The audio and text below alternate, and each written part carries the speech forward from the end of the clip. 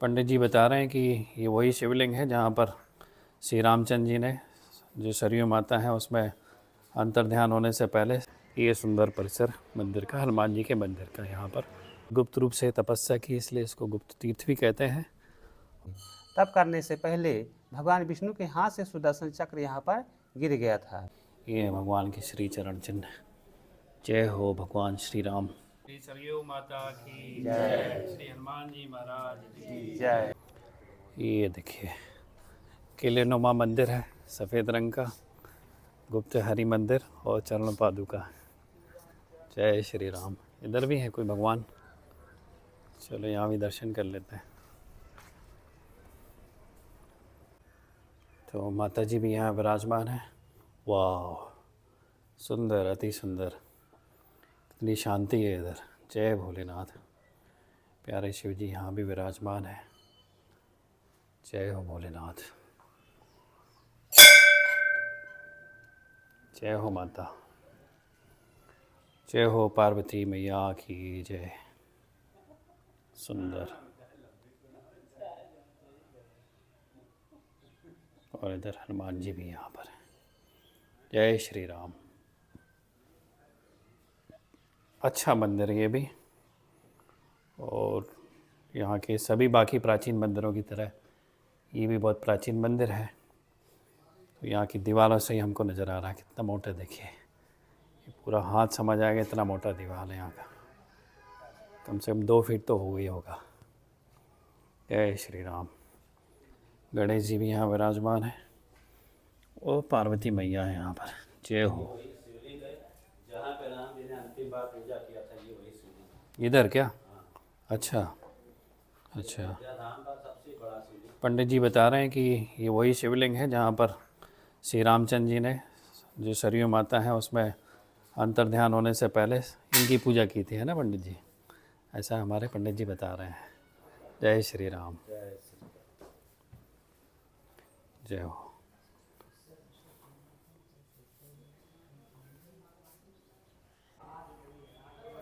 और ये है वो चक्र हरि राम दरबार मंदिर।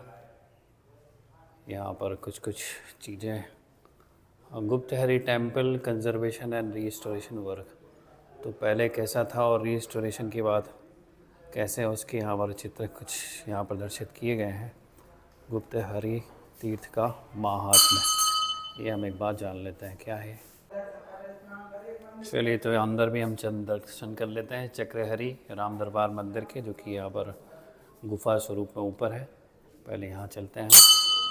यहाँ पर ऐसे हैं कि एक बार जो देवता और दैत्यों में युद्ध हो रहा था, उस समय सभी देवताओं ने जाकर विष्णु भगवान से प्रार्थना की कि आप हमारी रक्षा कीजिए। ये है भगवान के श्री चरण चिन्ह। जय हो भगवान श्री राम।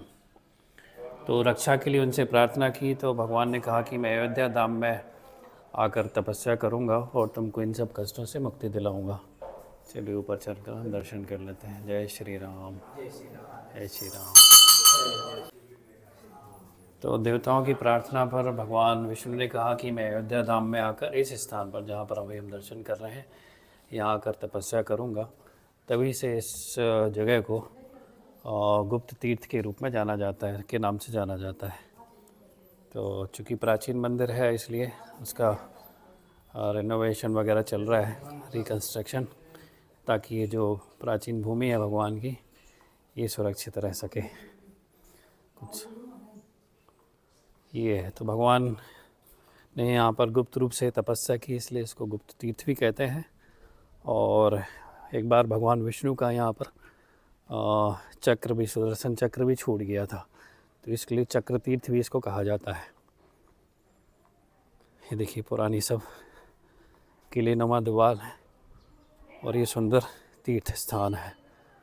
चक्रहरि के दर्शन हम और आप यहाँ कर लेते हैं। जय हो श्री चक्रहरि महाराज की जय हो। इस मंदिर का जो है 2 महात्मा है यहाँ का। इसका गुप्तहरि चक्रहरि ये राम जी से पहले का या सतयुग का स्थान है।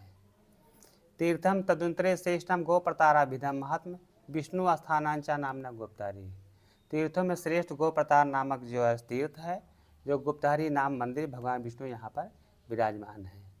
इसका स्कंद पुराण में इसका वर्णन है। स्कंद पुराण में अयोध्या महात्म्य वैष्णव खंड में इसमें दिए हैं, सतयुग में जब देवासुर संग्राम हुआ, देवताओं राक्षसों में बहुत भयंकर युद्ध हुआ। राक्षस वर पाने के उद्यम से जब सभी देवताओं पर आक्रमण कर दिए थे, उस युद्ध में सभी देवता हार गए, उनका राजपाट स्वर्ग सभी राक्षस ले लिए। जब देवता इधर उधर भागने लगे, भगवान शंकर जी उन सभी देवताओं का अगुआ बनकर उन सभी को ब्रह्मा जी के पास लेकर गए। ब्रह्मा जी को भी सभी देवता अपना अगुआ बनाकर भगवान विष्णु जी के पास गए। जब वहाँ पर गए, भगवान विष्णु योग निद्रा में थे। माता लक्ष्मी जो है भगवान के समीप बैठकर उनके चरणों की सेवा कर रहे थे। नारद जी ऋषियों के साथ भगवान का उच्च स्वर से गान कर रहे थे। सभी गरुड़ जी भगवान के आगे खड़े होकर हाथ जोड़कर उनकी स्तुति कर रहे थे। जब सभी देवता भगवान की स्तुति किए, तब भगवान विष्णु प्रसन्न हुए। भगवान विष्णु अपना नेत्र खोले। भगवान विष्णु कहा कि हे देवताओं, मैं अपने योग से जान गया हूँ कि आप लोग यहाँ क्यों आए हैं, क्योंकि आप सबका राजपाट स्वर्ग सब चला गया है। आप सब बलहीन और तेजहीन हो गए, इसलिए चला गया है। आप सबके बल वृद्धि तेज की स्वर्गात प्राप्त करने के लिए बल की वृद्धि तेज की वृद्धि, इसके लिए मैं मृत्यलोक अयोध्या क्षेत्र में गुप्त रूप में रहकर तप का अनुष्ठान करूँगा, तभी जो है आप विजयी होंगे। देवताओं से भी कहा कि आप लोग भी जो है गुप्त रूप से तपस्या करें।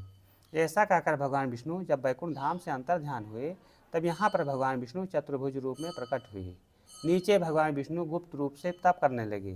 तप करने से पहले भगवान विष्णु के हाथ से सुदर्शन चक्र यहाँ पर गिर गया था। जब तप करते बहुत दिन बीता, भगवान के प्रभाव से सभी देवताओं को अपार बल अपार तेज हुआ। पुनः सभी देवता युद्ध किए। उस युद्ध में सभी देवता विजयी हुए। अपना राजपाट स्वर्ग जो है सभी को प्राप्त हो गया। स्वर्गात प्राप्त करने के बाद सभी देवता भगवान का दर्शन करने के लिए, भगवान का धन्यवाद देने के लिए अपने गुरु बृहस्पति जी की अगुवाई में जब यहाँ पर आए, तब भगवान विष्णु तप ही कर रहे थे। उनकी स्तुति की, तब भगवान विष्णु जो है प्रकट हुए। सभी देवताओं ने भगवान से कहा कि प्रभु, आपके बताए हुए राजपाट स्वर्ग सब प्राप्त हो गया। इस पर भगवान विष्णु प्रसन्न हुए। भगवान विष्णु ने कहा कि हे देवताओं, अब इस समय तुम्हारी क्या इच्छा है, जो इच्छा है वो मांगो। सभी देवताओं ने कहा कि प्रभु, हम सबकी इच्छा है कि हम सबकी रक्षा के लिए, बल वृद्धि के लिए आप यहाँ पर गुप्त रूप से निवास करें। तब भगवान विष्णु ने कहा कि तथास्तु। भगवान विष्णु ने देवताओं से कहा कि हे देवताओं, जिस जगह मेरा सुदर्शन चक्र गिर गया था वह संसार में चक्रहरि जी के नाम से प्रसिद्ध होगा। जो मैं यहाँ गुप्त रूप से तप किया है वह गुप्तहरि जी के नाम से प्रसिद्ध होगा। कोई भी जीव, कोई भी प्राणी गुप्तहरि चक्रहरि जी का जो भी पूजा पाठ करेगा, उनको मनवांछित फल मिलेगा। ऐसा कहकर भगवान विष्णु अंतर ध्यान हो गए। उसके बाद सभी देवता गुप्तहरि चक्रहरि जी का पूजा पाठ किए। यहाँ का कार्तिक का विशेष महात्मा है। कार्तिक में तीर्थों के राजा प्रयाग तीर्थों के साथ आते हैं। गुप्तहरि चक्रहरि जी का पूजा पाठ करके 1 माह कार्तिक भर यहाँ वास करते हैं।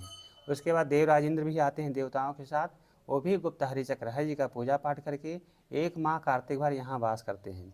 उसके बाद जब त्रेता युग आया, भगवान राम अयोध्या में उनका जन्म हुआ। उसके बाद अयोध्या में 11,000 वर्ष तक राज किए थे। उसके बाद जब परम धाम को जाना हुआ, तो सबसे पहले माता सीता गई। फिर राम जी ने लक्ष्मण का परित्याग कर दी। लक्ष्मण घाट से अपने परम धाम को चले गए। राम जी अपने भाइयों को, पुत्रों को राज्याभिषेक करके राम जी अयोध्या से हनुमान जी, जामवंत, विभीषण, दुबित, मैन, इन 5 को रोक कर सभी अयोध्या और उसको सभी साथ चलने के लिए कहे। राम जी जो है सुबह समय अपने गुरु वशिष्ठ से कहे कि आप जो है मेरे महाप्रस्थान के तैयारी के लिए मेरे अग्निहोत्र की अग्नि को ब्राह्मणों के द्वारा आगे आगे लेकर जाए। अश्वमेघ यज्ञ की अग्नि, वाजपेयी यज्ञ का छत्र, ये सब ब्राह्मणों के द्वारा आगे आगे लेकर जाए। जब राम जी चलने लगे, उन्होंने अपना राजशाही वस्त्र को त्यागा, रेशमी वस्त्र पहने सफ़ेद, किसी से न बोलते हुए ब्रह्मचर्य का पालन करते हुए राम जी जब चलने लगे, तो उनके आगे संहारक शक्तियाँ चलने लगी। राम जी के वाम भाग में भूदेवी, दाहिने भाग में लज्जा देवी, उसके बाद ओंकार खटका राम जी के दाहिने वाम भाग होकर चलने लगे। राम जी के पीछे धनुष, बाण, प्रत्यंचा, ये सब जो है पुरुष रूप बनकर राम जी के पीछे चले। उसके बाद 4 वेद ब्राह्मण स्वरूप बनाकर राम जी के पीछे चले। उसके बाद जो है राम जी के पीछे भरत शत्रुघ्न अपने महलों से निकले, अपने रानियों के साथ राम जी के पीछे पीछे चलने लगे। पूरा अयोध्यावासी जनसैलाब राम जी के पीछे चले। राम जी आधा कोस दक्षिण दिशा को गए हैं। फिर पश्चिम दिशा मुख करके राम जी यहाँ पर सरजू तट पर पहुँचे। जब राम जी यहाँ सरजू तट पर पहुँचे, सरजू जी का जल ज़्यादा था, बढ़ा था।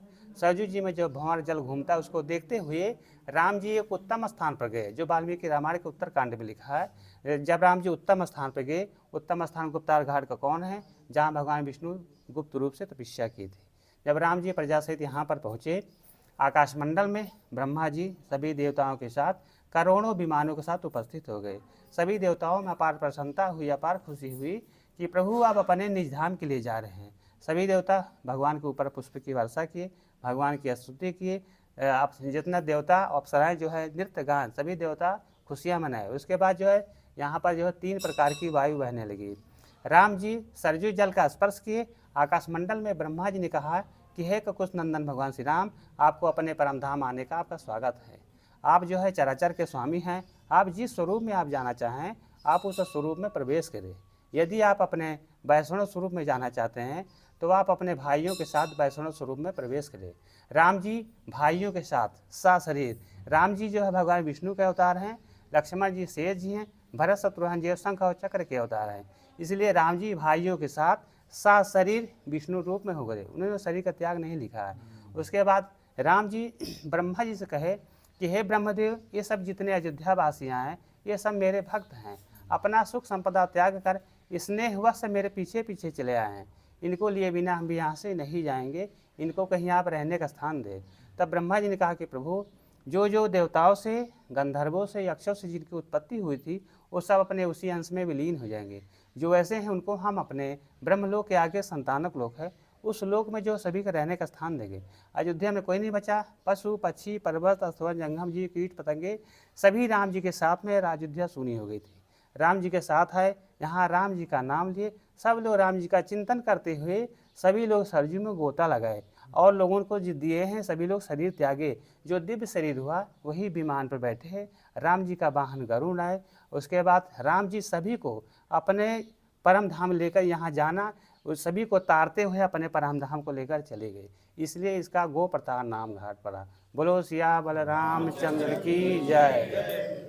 श्री सरयू माता की जय, श्री हनुमान जी महाराज की जय। मंदिर परिसर से लगी हुई एक सुंदर वाटिका भी है और वो भी बड़ी सुंदर है। पीछे पीपल का वृक्ष है, बड़ा खूबसूरत दिख रहा है। हवा चल रही है और बड़ी सुंदर सी प्यारी सी सरसराहट की आवाज़ आ रही है। ये है हमारा जो चक्रहरी है और गुप्त तीर्थ है, उसके पवित्र दर्शन हम और आपको हो रहे हैं। तो यहाँ पर मंदिर परिसर के हम एक बार परिक्रमा भी कर लेते हैं। तो ये पुरानी सारी दीवारें हैं, कुछ रिकंस्ट्रक्शन वर्क चल रहा है यहाँ पर, देखिए काम यहाँ पर कर ही रहे हैं लोग। और हम परिक्रमा करते हुए यहाँ के जो दर्शन हैं वो पूर्ण करते हैं। जय हो श्री सीतारामचंद्र भगवान की जय हो। तो मंगलवार है चूँकि आज, और गुप्तार घाट में एक और सुंदर मंदिर है और जिसके दर्शन के लिए लोग यहाँ पर आते हैं। देखिए यहाँ पर माता जी भी विराजमान है, सुंदर सी प्यारी सी माता। जय हो जगदम्बे मैया की। और पीछे उनके देखिए आप कितने सुंदर सुंदर सब जगह भोलेनाथ के और माता पार्वती के सभी देवी देवताओं के सुंदर सुंदर यहाँ पर चित्र विराजमान है। जय हो भगवान की, जय हो मैया की। कितनी प्यारी ज्योति प्रज्वलित हो रही है, देखिए। जय हो माता की, जगदम्बे मैया की जय। तो बड़ा सुंदर मंदिर है ये भी, और इसके भी गुप्तार घाट पे दर्शन अवश्य करने चाहिए। जय हनुमान जी महाराज की। तो हनुमानगढ़ी तो हम नहीं पहुंच पाए, लेकिन गुप्तार घाट में हनुमान जी विराजमान है, इन्हीं के हम और आप दर्शन कर लेते हैं। जय श्री राम, जय श्री राम। ये हनुमान जी महाराज, ताला लगा है तो आपको जूम करके दर्शन कराता हूँ मैं। जय हनुमान जी महाराज, जय श्री राम, जय भगवान। इस मंदिर की भी हम परिक्रमा कर लेते हैं और हनुमान जी महाराज को अपना प्रणाम निवेदन करते हैं। जय श्री सीताराम। तो यहाँ पर ये तो भैरव बाबा लग नहीं, काली माता है। जय हो काली मैया की। श्री सीता रामचंद्र जी, हनुमान जी महाराज, गणेश जी महाराज की जय हो। जय हो श्री राधे कृष्ण। अरे वाह, राधे कृष्ण भी दिख ही गए हमको और आपको। जय हो प्रभु श्री राधे, जय हो। ये बहुत सुंदर मंदिर है ये, और चारों तरफ यहाँ देखेंगे दीवारों में, ऊपर छत पे भी सीताराम यहाँ हनुमान जी के दरबार में लिखा हुआ है। जय हो श्री राम। ये सीढ़ियाँ गई हैं, अब पता नहीं ऊपर शायद मंदिर के परिसर के ऊपर जाने के लिए होंगी।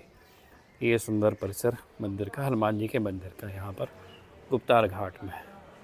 जय हो जगदम्बे मैया की। और मंदिर के ठीक बगल में घाट है चूँकि, तो सरयू माता भी यहाँ से दर्शन उनके भी होते हैं। और वृंदावन की तरह यहाँ पर भी सुंदर वृक्ष हैं, लताएं हैं, और बड़ा मनोरम यहाँ का दृश्य है और वातावरण है। जय श्री राम। ये हनुमान जी के मंदिर का प्रवेश द्वार, और ये बाहर से सुंदर सुंदर लाल लाल हनुमान जी का। हमारा ऑटो है क्या? चले, हो गया? चलो, जय श्री राम। गाड़ी आ गई हमारी मर्सिडीज कार। तो भाई हम लोग वापस आ गए हैं गुप्तार घाट से दर्शन करके। हमारे एक छोटे लाल भाई जी हैं, ये ऑटो से लेके आए हैं, वहीं गुप्तार घाट में रहते हैं। तो कभी आपको ऑटो की ज़रूरत पड़े तो ये सब जगह बुक करके दर्शन करा देते हैं। छोटे लाल भैया आपका नंबर बता दीजिए, रिपीट कर दीजिए। मेरा नंबर है 7355624059। तो ये छोटे लाल भैया वहीं रहते हैं गुप्तार घाट में, और आपको कहीं भी संपूर्ण दर्शन करना हो तो ये ऑटो से बुकिंग करके आप इनके साथ जा सकते हैं। बड़े अच्छे भैया हैं ये, इनके साथ आप चले जाइएगा। जय श्री राम भैया, जय श्री राम। और एक भैया इनको भी किराया दे दो जी, इनका भी किराया दो। ये बैठे हैं, ये भी तो साथ में आए थे क्या? नहीं तो 2 से आप भी आए थे क्या? जय श्री राम, हनुमान जी महाराज की जय हो।